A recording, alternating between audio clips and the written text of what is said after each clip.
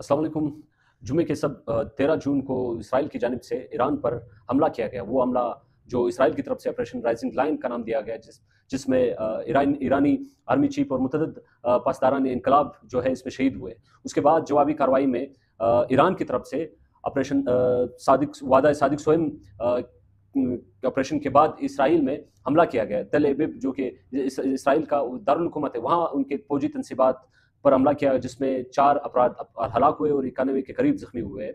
ये आलात किस तरफ जा रहे हैं, इस आलात के हवाले से बात करेंगे। सबसे पहले जब हमला हुआ ईरान पर, तो उसके बाद इसराइल के वज़ीर आज़म नेतन्याहू ने प्रेस कॉन्फ्रेंस करते हुए कहा कि ईरान जो है वो इसराइल के वजूद के लिए ख़तरा है, क्योंकि वो एटम बम बनाने जा रहे हैं जो सबसे पहले इसराइल के ऊपर ही इस्तेमाल किया जाएगा। दूसरी तरफ ईरान जो है वो कहते हैं कि वो एटम बम अपनी दिफा के लिए बना रहे हैं। जिस तरह दुनिया में मुख्तलिफ ममालिक, अमेरिका, फ्रांस, बरतानिया, जर्मनी, इंडिया, पाकिस्तान, इसराइल, मुख्तलिफ ममालिक ने एटमी हथियार बनाए सिर्फ और सिर्फ अपने कौमी खुदमुख्तारी के लिए, अपने वतन को महफूज दिफा के लिए बनाया गया है। अब ये हक जो है वो ईरान को क्यों नहीं दिया जा रहा है? अमेरिका अगर ये कह रहा है कि वो ईरान को ये एटमी हथियार बनाने नहीं देंगे, तो उन्होंने इसराइल को बनने क्यों दिया? क्योंकि इस वक्त इसराइल जो है पूरी दुनिया के लिए खतरा है। जिस तरह उन्होंने फ़लस्तीनियों का जिस तरह नस्ल कुशी करते जा रहे हैं, इसी तरह ईरान पे हमला कर रहे हैं, मुख्तलिफ अरब ममालिक पे वो हमला कर रहे हैं। तो सबसे ज़्यादा जो खतरा है वो इसराइल ही है, जो अमेरिकन पश्तुनाई के ऊपर दुनिया में हर जगह पे हमले करते जा रहे हैं। और साथ ही साथ अमेरिका खुद जो है कहीं इस्लामी ममालिक को निशाना बनाया गया है वहाँ पे, बल्कि सबसे पहले एटमी हथियार इस्तेमाल करने वाला खुद अमेरिका ही है, जो 1945 दूसरी जंग अज़ीम में उन्होंने जापान के ऊपर इस्तेमाल किया गया। अब बात यहाँ पे आके रुकती है कि ये हक क्यों नहीं दिया जा रहा है, क्योंकि इसराइल ये नहीं चाहते। क्योंकि अगर वो ईरान जो है इस वक्त, अब इस पे बात करेंगे, ईरान वाकई ही उन्होंने ये एटमी हथियार बनाए या नहीं बनाए, ये मेरे ख्याल से इस वक्त, क्योंकि पाकिस्तान की तरफ से यूरेनियम जो है पाकिस्तान ने उनको मुहैया किए गए, और रूस और चीन की तरफ से ये जो फार्मूला है, आपको याद होगा 2004 में जिस वक्त डॉक्टर अब्दुल कदीर को पाकिस्तान इंटरनेशनल न्यूज़ पे जिस तरह उनसे ये इतराब कराया गया कि जो एटम बम का जो फार्मूला है वो स्मगल किया जा रहा है पूरी दुनिया में, खुसूसन ईरान या मुख्तलिफ ममालिक में ये स्मगल किया जा रहा है, इसके ऊपर एक पैसा कमाया जा रहा है। तो उस वक्त ये इंकशाफ हुआ कि ये जो फार्मूला है वो उस टाइम ईरान के पास पहुंच गया था। ईरान ने ये एटमी हथियार अभी तक जो है बनाया हुआ है। अब अमेरिका चाहते हैं कि इस हथियार को किस तरह से हम ये इनको प्रेशराइज कर सके और उनके ऊपर हमले कर सके, ताकि हम उनसे ये जो फार्मूला है वो लेके, या उनसे जो अगर एटमी हथियार उनके पास है वो लेके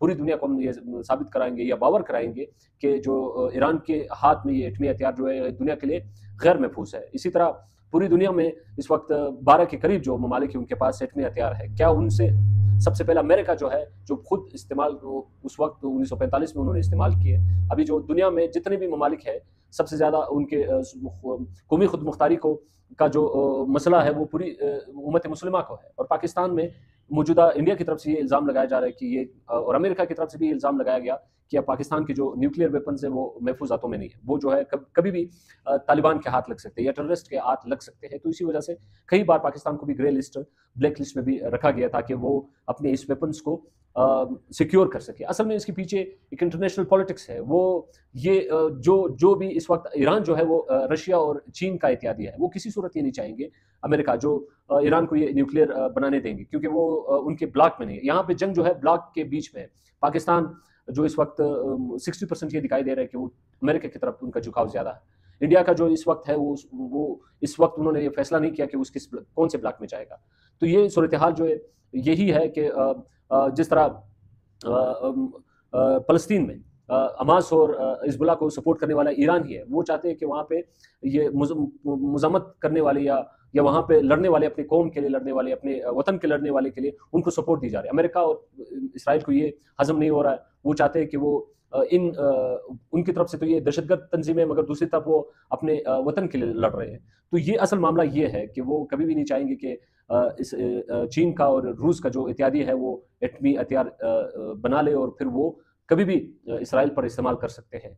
तो अभी आगे क्या होते हैं, क्योंकि इसमें दुनिया के बड़े बड़े ममालिक ने इस मामले, ईरान और इसराइल के मामले में खुलकर सामने आए, और कई ममालिक ने पहले जब हमला जो इसराइल की तरफ से किया गया, बरतानिया, फ्रांस, इंडिया, मुख्तलिफ ममालिक ने इस हमले की मजम्मत की कि ईरान को خود مختاری کے اوپر یہ حملہ کیا گیا ہے، جو کہ یہ جو ہے بڑی جنگ کی طرف جا سکتا ہے۔ یہ جنگ ابھی رکی نہیں ہے۔